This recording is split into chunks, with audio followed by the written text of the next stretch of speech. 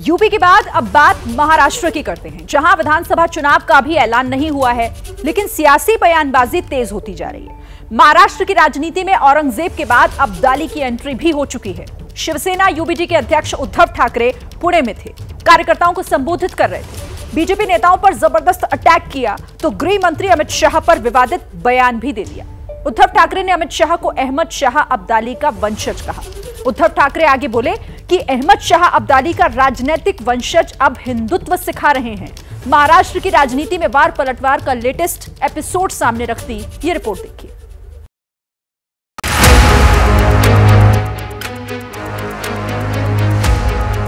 मोदी जी कांग्रेसकडे हिशोब मागतायत। 60 साल में क्या किया, 70 साल में क्या किया। अब्दाली, खटमल, हिंदुत्व से लेकर सत्ता जिहाद तक। पण संसद भवन गळते, राम मंदिर गळते, पेपर लीक होत आहेत, सगळं गळती सरकार याला म्हणायचं नाही तर दुसरं कोणतं आहे। उद्धव ठाकरे पुणे पहुंचे तो जबानी तीरों को सियासी तर्कश में भरकर लाए।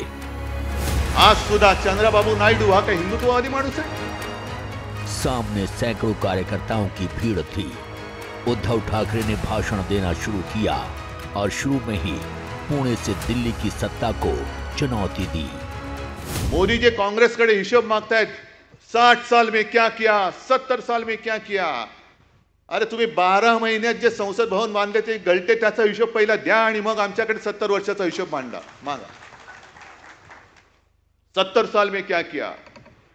तुमचं सगळंच गळते, पण संसद भवन गळते, राम मंदिर गळते, पेपर लीक होत आहेत, सगळं गळती सरकार याला म्हणायचं नाही तर दुसरं कोणतं आहे। उद्धव यही नहीं रुके, बात हिंदुत्व तक गई तो निशाने पर अमित शाह थे। अमित शाह पर निशाना साधते हुए उद्धव ठाकरे ने कुछ ऐसा कहा जिसने महाराष्ट्र की राजनीति को गरमा दिया। उद्धव ठाकरे ने ऐसा क्या कहा, खुद सुनिए। अहमद शाह अब्दालीचा राजकीय वंशज अमित शाह, अहमद शाह अब्दाली, तो पण शाहच होता, तो अहमद शाह होता, हे अमित शाह आहेत। अहमद शाह अब्दालीचा हा राजकीय वंशज हा इकडे वळवळायला आला होता। आम्हाला हिंदुत्व शिकवतोय। अरे नवाज शरीफचा केक खाणारी अवलाद तुमची, तुमच्याकडनं आम्ही हिंदुत्व शिकायचं। उद्धव ठाकरे ने बेहद हमलावर अंदाज में कहा कि अगर उन्हें नकली वंशज कहेंगे तो वो अमित शाह को अहमद शाह अब्दाली ही बोलेंगे। अब्दाली एक अफगान आक्रांता था जिसे पानीपत की लड़ाई में मराठाओं ने हराया था। लेकिन सवाल ये है कि उद्धव के हमलावर होने की वजह क्या थी। जवाब 21 जुलाई की ये तस्वीरें हैं जब केंद्रीय गृह मंत्री अमित शाह ने पुणे में रैली की थी। रैली के दौरान उद्धव को लेकर क्या बोले थे, ये भी सुनिए। औरंगजेब फैन क्लब कौन है? ठीक है, अघाड़ी वाले हैं। और उसका नेता कौन है? श्रीमान उद्धव ठाकरे औरंगजेब फैन क्लब के नेता बने। जाकिर नाइक को मैसेंजर ऑफ पीस बनाने वालों की गोदी में उद्धव जी आप बैठे हो। पीएफआई को सपोर्ट करने वालों की गोदी में उद्धव ठाकरे आप बैठे हो। और संभाजी नगर का विरोध करने वाले की गोदी में उद्धव ठाकरे आप बैठे हो। आपको शर्म आनी चाहिए। पुणे की रैली में अमित शाह ने उद्धव ठाकरे पर चुन चुन कर अटैक किया था। लिहाजा पुणे से ही उद्धव ने पलटवार करने में देर नहीं की। वैसे उद्धव ने अमित शाह ही नहीं बल्कि महाराष्ट्र के डिप्टी सीएम देवेंद्र फडणवीस पर भी बिना नाम लिए बड़ा हमला बोला। खड्डा पुरुष, जसं युग पुरुष असतं तसं खड्डा पुरुष कोण? हे आमचे टरबूज जाऊ द्या, कुठेही खड्ड्यात घाला त्याला। गेल्या काही दिवसापूर्वी मला वाटतं याच सभागृहात एक कार्यक्रम झाला असेल बहुतेक ना।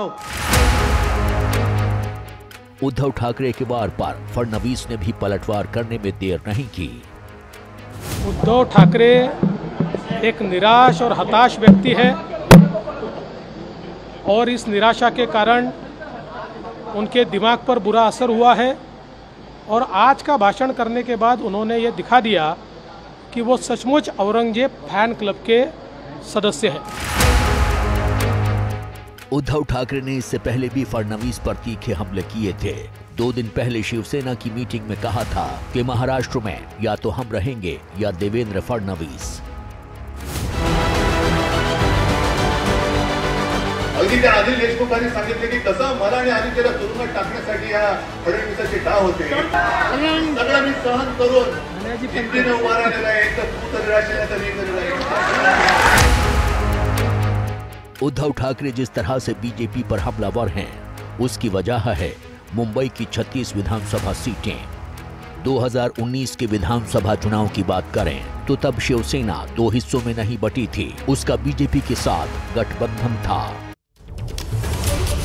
जैसे ही घड़ी का काटा दोपहर 2:30 पे आए, बबीता जी का दिल सास बहू साजिश के लिए मचल जाए। और ये है इनकी बहू, पूरे दिन ऑफिस की टेंशन हो जाए गॉन जब ये करें अपना फेवरेट शो फ्री टाइम पे ऑन। इनकी तरह आप भी देखें अपना फेवरेट शो अपने टाइम पर और डाउनलोड कीजिए एबीपी लाइव ऐप अपने स्मार्ट टीवी पर।